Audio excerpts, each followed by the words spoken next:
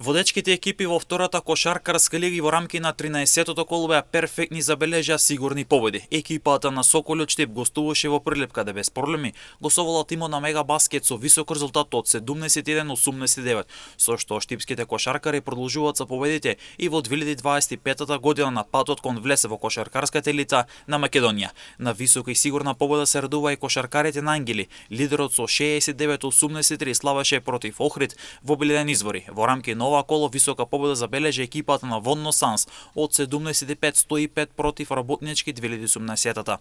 Дерби се играше во Струга, каде екипата на Црн Дрим изненадувачки на домашен терен претрпе висок пораз од екипата на Маџари со резултат од 70-109. Тесен и неизвесен меч имаше во Велес, каде Борец Баскет со 79-75 ја соволда екипата на Струмица, додека пак Бутел со 91-80 го доби мечот со МЗТ Скопје. Во однос на табелата екипата на Ангелија е лидера со 24 бодови, а толку има и екипата на Соколјот Штип за делба на првото место. Маџари е трет со 23 бодови, а пак Борец Баскет има 22 бодови, додека пак Црни Дрим е пети со 21 бод. Оваа петорка ќе ја води борбата за влез во првата кошаркарска лига на Македонија.